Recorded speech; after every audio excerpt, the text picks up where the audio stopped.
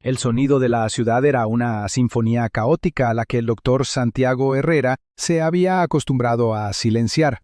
Mientras salía del imponente edificio de cristal y acero, su mente ya estaba 3 pasos por delante, repasando los detalles de la reunión de la junta de su fundación, procesando los datos de un nuevo ensayo clínico y planificando la logística de una próxima conferencia en Ginebra.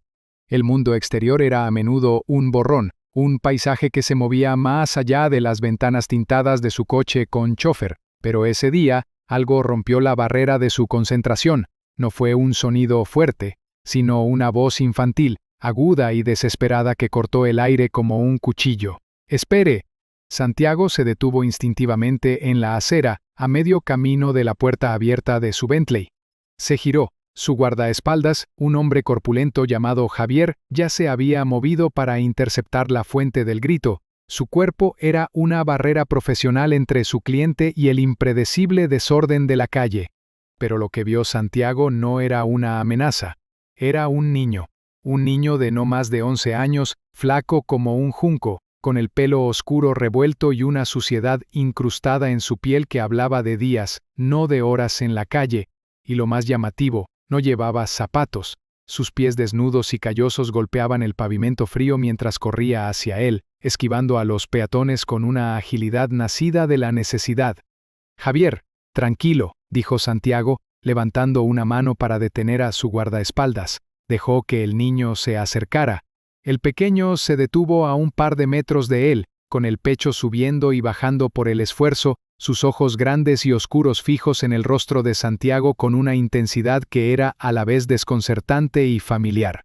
«Lo conozco», exclamó el niño, su voz aún jadeante. No era el tono suplicante de alguien que pide dinero, era una declaración, una acusación casi. Santiago, perplejo, examinó el rostro del niño. No lo había visto en su vida. Su mundo de pacientes adinerados, galas benéficas y salas de juntas estériles no se cruzaba con el de los niños descalzos en las calles. Con una gentileza que usaba para dar malas noticias, intentó corregirlo. «Creo que me confundes con otra persona, hijo. No nos conocemos», pero el niño sacudió la cabeza con una terquedad feroz. «Sí, sí que lo conozco. Usted es el señor bueno, el señor de los planos. Venía a la Esperanza. Nos traía comida a escondidas por la noche, cuando el director no miraba, y medicinas para la tos de María. Nos prometió que construiría el corazón caliente para que no tuviéramos más frío en invierno». La cascada de palabras salió de él llena de una certeza absoluta. Y luego, simplemente, desapareció, dejó de venir. Dijo Morales, su voz era un bálsamo de falsa humildad. «Nuestros pequeños se sentirán muy agradecidos por su interés». El recorrido que Morales le ofreció fue una obra de teatro cuidadosamente escenificada. Le mostró el comedor principal, recién pintado y decorado con dibujos infantiles. Le enseñó una pequeña biblioteca con estanterías llenas de libros donados, la mayoría de ellos aún envueltos en plástico. Le presentó a un grupo de niños bien vestidos que recitaron un poema de agradecimiento. Todo era impecable. Demasiado impecable.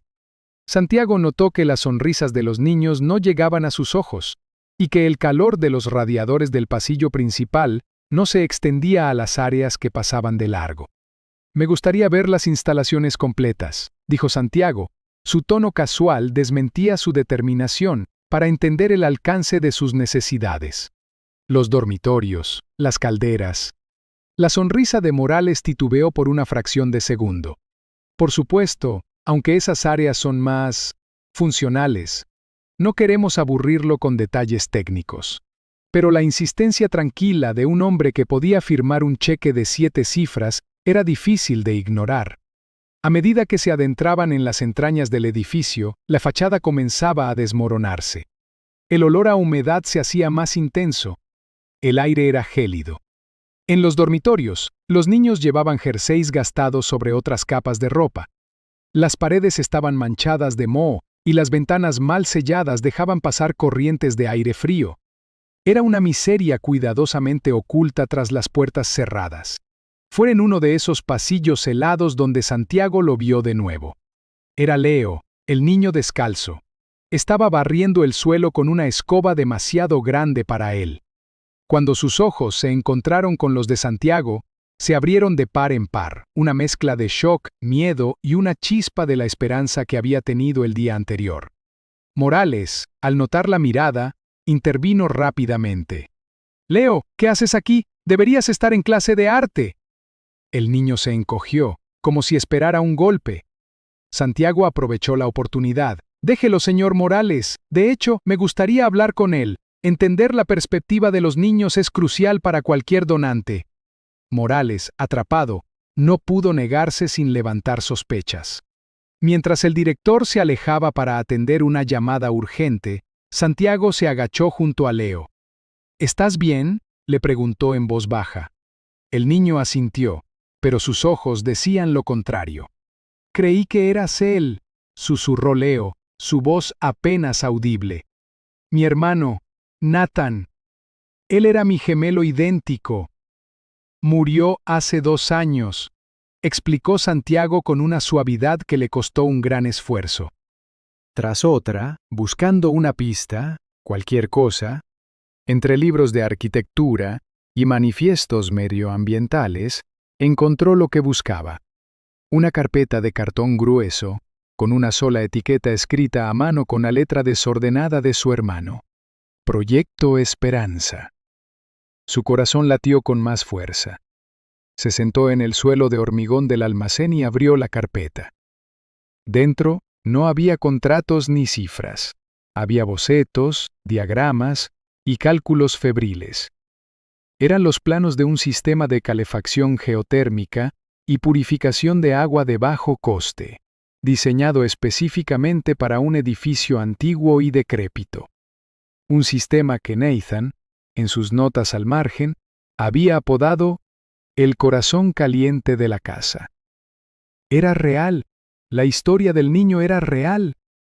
En el fondo de la carpeta, encontró un diario de bolsillo.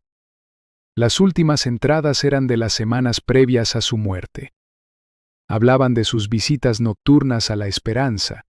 «Morales es un fraude», escribió Nathan en una entrada. «El dinero de las donaciones se desvanece. Los niños pasan frío, tienen sarpullidos en la piel por el agua sucia. Les llevo comida, pero es como poner una tirita en una hemorragia». La última entrada era escalofriante. «He conseguido pruebas de sus transferencias bancarias. Mañana me enfrentaré a él. Esto tiene que parar». Nunca hubo un mañana.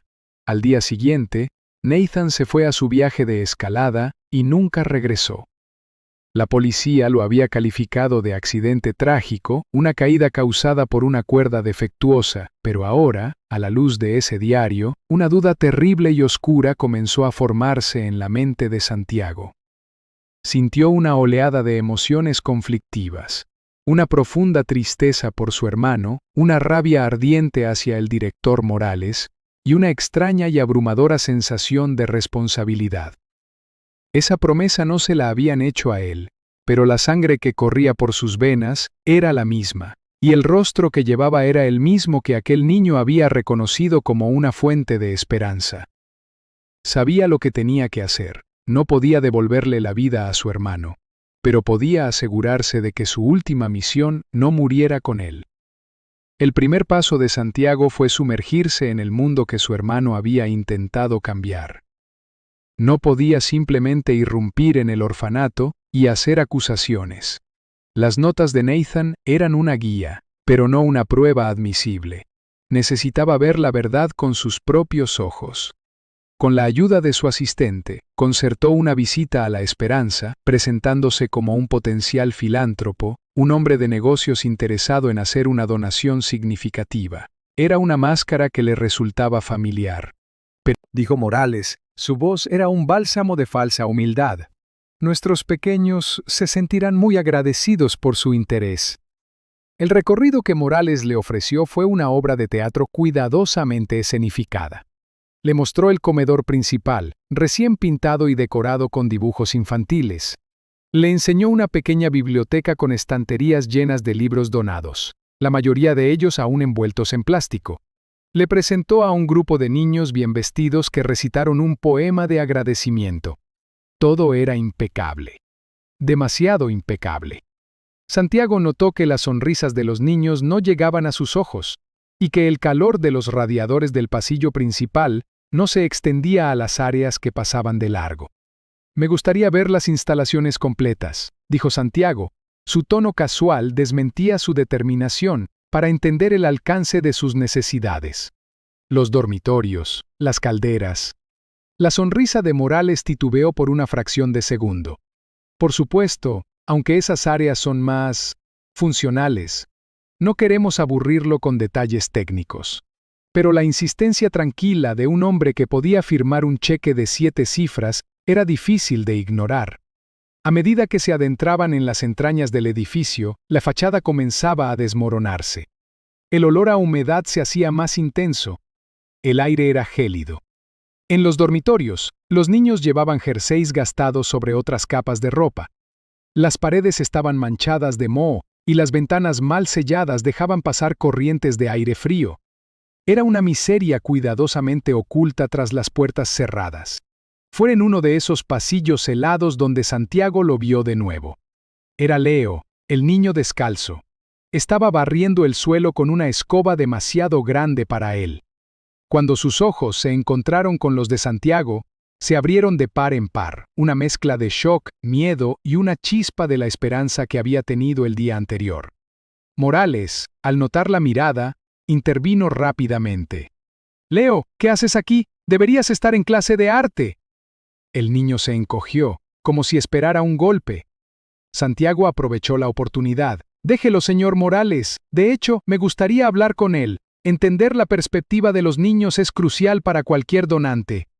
Morales, atrapado, no pudo negarse sin levantar sospechas. Mientras el director se alejaba para atender una llamada urgente, Santiago se agachó junto a Leo. «¿Estás bien?», le preguntó en voz baja. El niño asintió, pero sus ojos decían lo contrario. «Creí que eras él», susurró Leo, su voz apenas audible. «Mi hermano, Nathan. Él era mi gemelo idéntico. Murió hace 2 años», explicó Santiago con una suavidad que le costó un gran esfuerzo. «Repentino. Morales, él lo cambió todo, después de que el señor Bueno desapareciera. Cerró el pequeño taller donde trabajaba en el sótano. Dijo que era peligroso.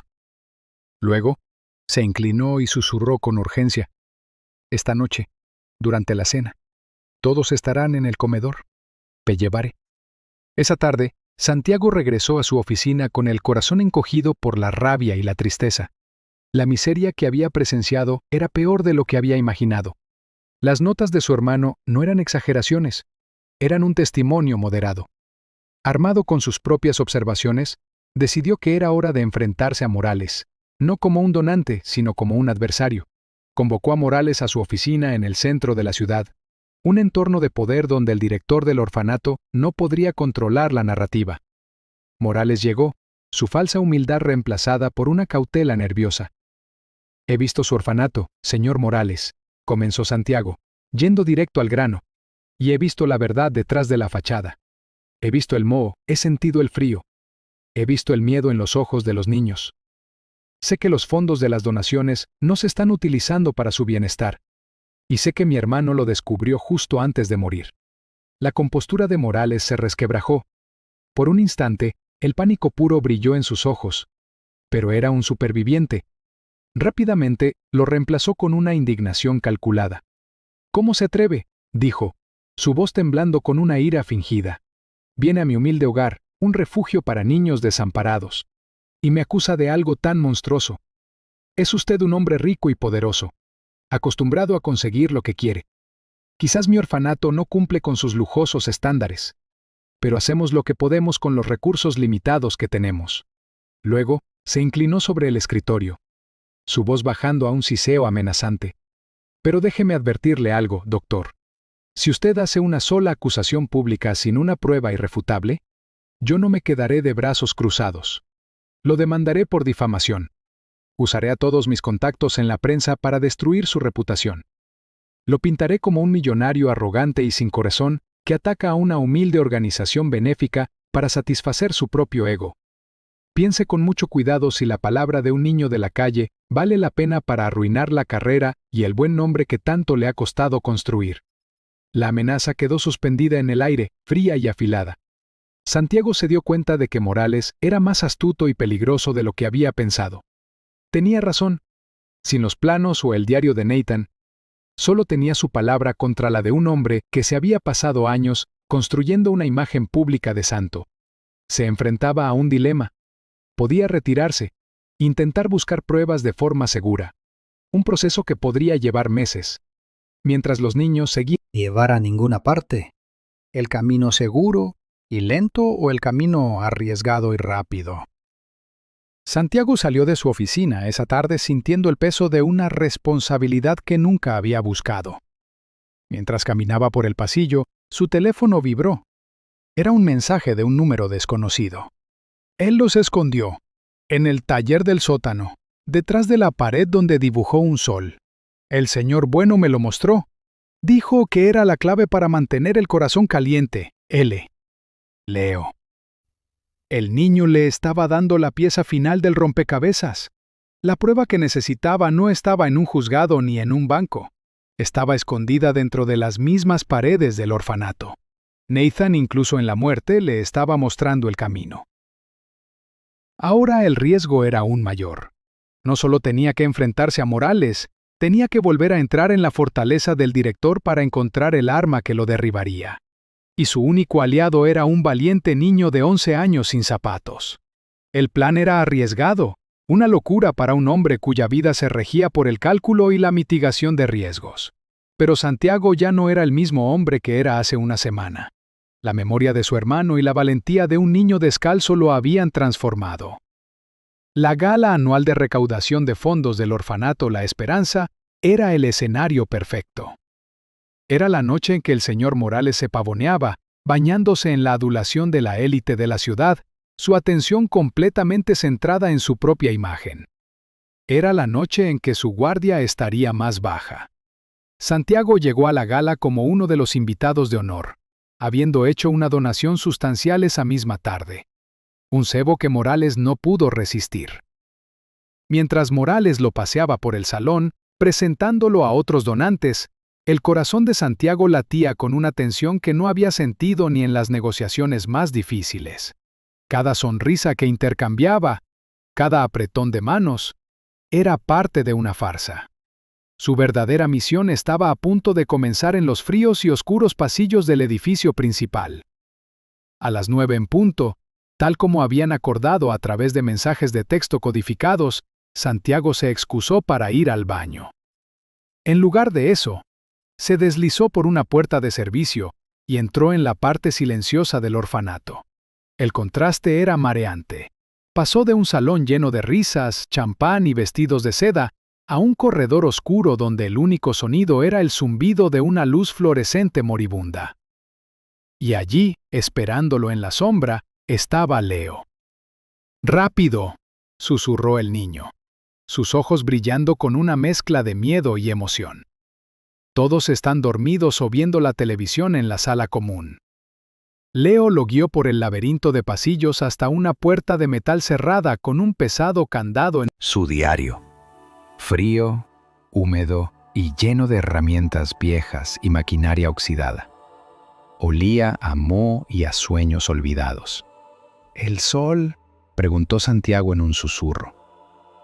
Leo recorrió las paredes de ladrillo con su pequeña linterna hasta que la luz se posó en un punto. Apenas visible, grabado en el ladrillo con un trozo de tiza, había el contorno de un sol infantil. «Aquí», dijo Leo, su voz llena de reverencia. El señor bueno dijo que el sol siempre muestra dónde está el calor. Santiago examinó la pared. Los ladrillos alrededor del dibujo parecían ligeramente diferentes, el mortero más nuevo. Usando una palanca que encontró en el taller, comenzó a forzar los ladrillos. Detrás, como Nathan había planeado, había un hueco, y dentro del hueco, un cilindro de metal sellado.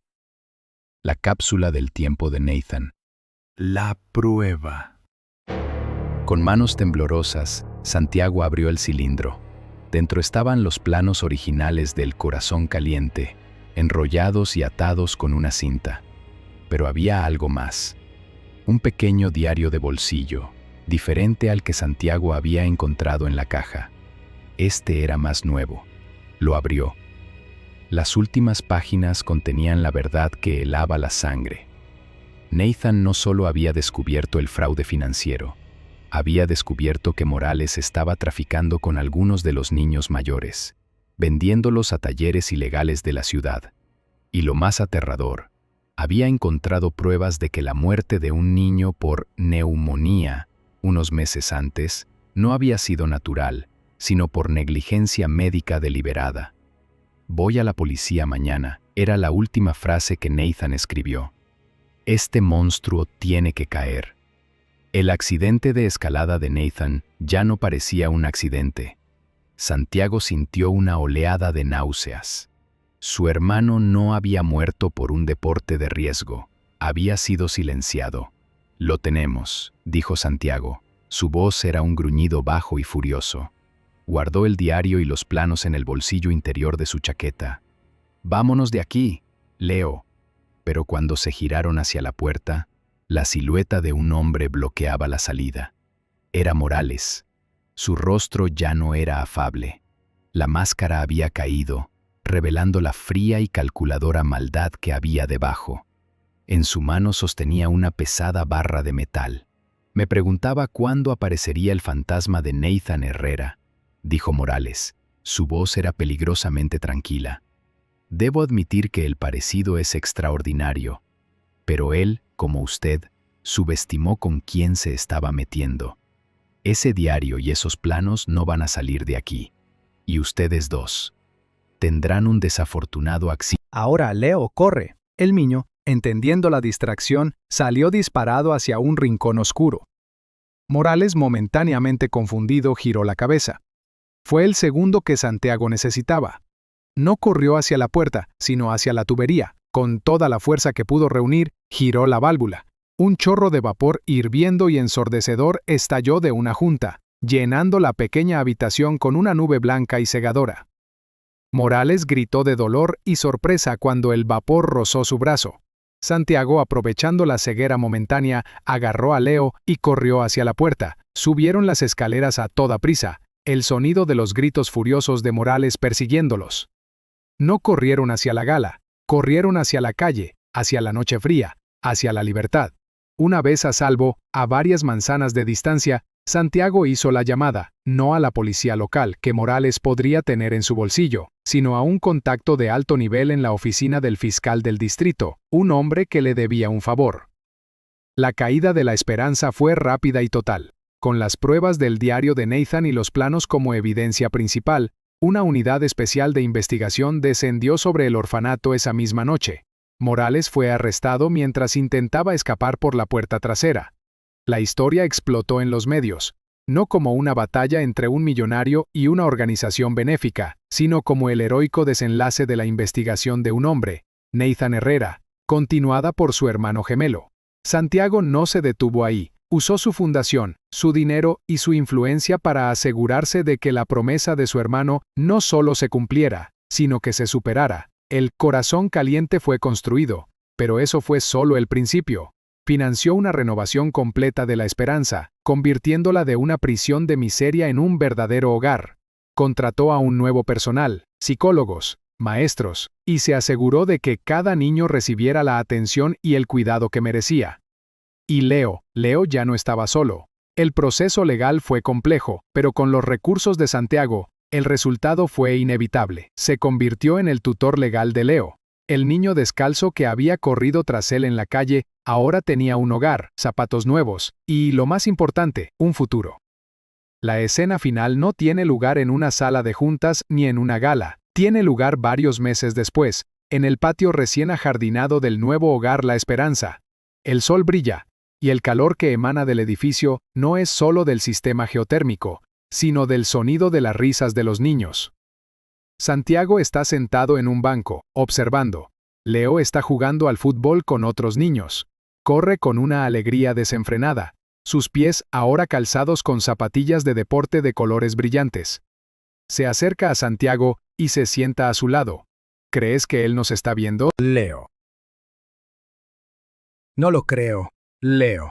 Responde con una sonrisa tranquila. Estoy seguro de ello, y creo que por fin está en paz. Juntos se quedan mirando a los niños jugar. Dos almas unidas por el legado de un héroe, continuando su trabajo, asegurándose de que el corazón de la esperanza nunca más volviera a enfriarse.